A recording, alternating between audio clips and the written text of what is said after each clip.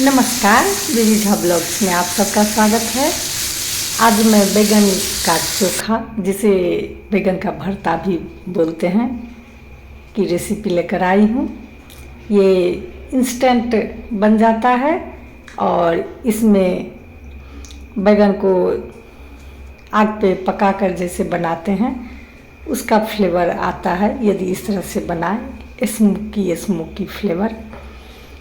तो चलिए बनाना शुरू करते हैं। तो इसके लिए मैंने थोड़ा बड़े साइज़ का बैगन लिया।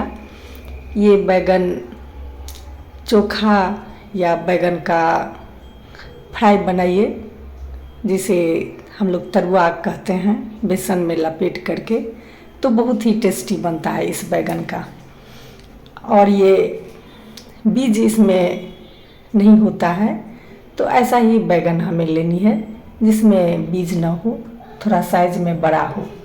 तो इसे पतले पतले शेप में कट कर लेते हैं। 4 से 5 कट होगा। तो आप जितना बैगन लेना चाहें, ये करीब 300 से 400 ग्राम ये एक बैगन होगा।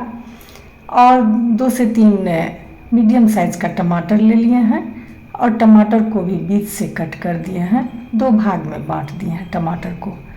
और एक पैन लेते हैं, पैन में सरसों का तेल लिए हैं और सरसों का तेल जब अच्छे से गर्म हो जाए, ज़्यादा तेल भी नहीं लेनी है, और अच्छे से जब गर्म हो जाए तो सारे बैगन को और टमाटर को हम अच्छे से एडजस्ट कर देंगे इसमें, इस तरह से। और फ्लेम को हाई पर ही रखेंगे, क्योंकि बैगन है तो बैगन जल्दी अलसा जाता है, वो अच्छे से पकता नहीं है। तो इसलिए शुरू में हम फ्लेम को हाई रखेंगे। जब 1 से 2 बार उलट पलट देंगे तो उसके बाद फ्लेम को हम मीडियम पर कर देंगे।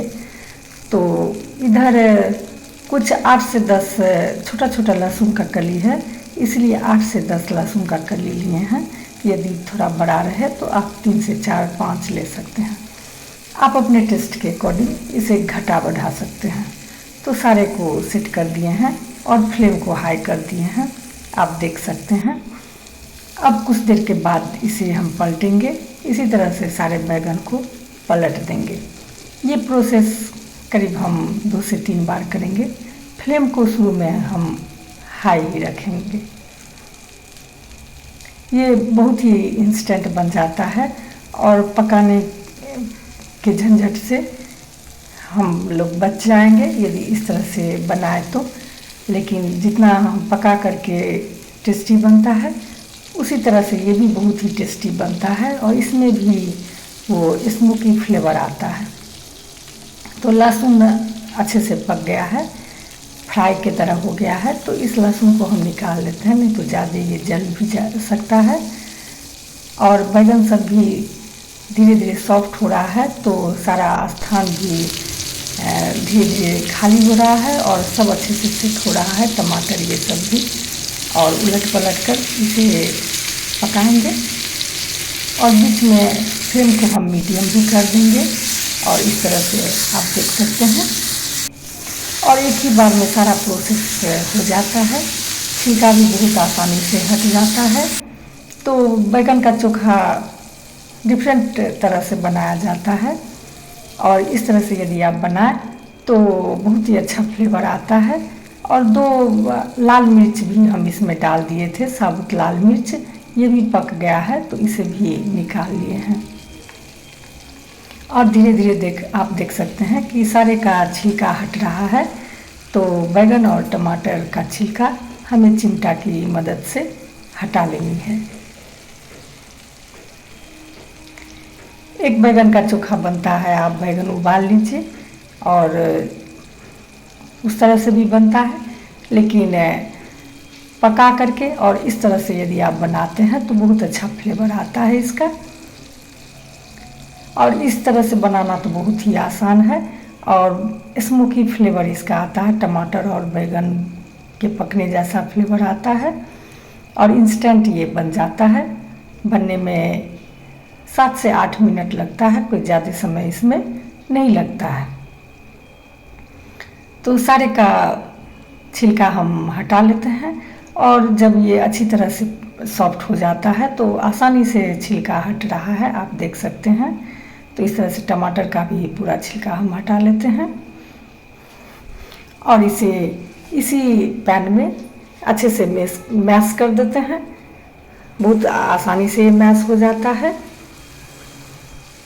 अब फ्लेम को लो पर कर दिए हैं और आप देख सकते हैं टमाटर और बैगन कितने अच्छे से मैश हो गया है। तो जब हम बैगन को पका कर बनाते हैं आग में, तो इसी तरह से मैश जब करते हैं तो इसी तरह से वो मैश हो जाता है। अब इसमें कुछ सामग्री डालेंगे।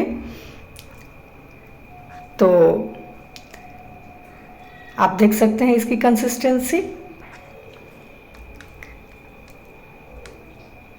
टमाटर भी पूरी तरह से पक गया है। यदि आप देसी टमाटर लेते हैं तो 2 ही लीजिए, क्योंकि वो ज़्यादा खट्टा होता है। और देसी नहीं है तो आप 3 टमाटर डाल सकते हैं। बैगन की क्वांटिटी बढ़ाइए तो टमाटर की भी क्वांटिटी बढ़ा दीजिए। और ये लाल मिर्च और लहसुन है, तो दोनों को अच्छी तरह से हम हाथ से ही इस तरह से तोड़ लिए, अच्छी तरह से मैश कर दिए और इसमें डाल दिए। और ये बहुत ही बारीक कटी हुई प्याज है, एक मीडियम साइज़ की प्याज है। तो प्याज डाल देते हैं, टेस्ट के अकॉर्डिंग नमक डाल देते हैं। और थोड़ा सा अचार का ये मसाला है, और ये भुना जीरा पाउडर है, और अदरक बारीक चॉप किया हुआ है, और ये धनिया पत्ती है। अचार मिर्ची ये सब का अचार बनाते हैं तो उसका जो मसाला रहता है वो मसाला हम इसमें यूज़ किए हैं। अचार का मसाला वो डालने से और बहुत ही टेस्टी हो जाता है। तो आप लोग यदि इस तरह से यदि नहीं बनाया है तो एक बार प्लीज़ अवश्य बना कर देखिएगा। और इसे आप पराठा के साथ, रोटी के साथ आप खा सकते हैं।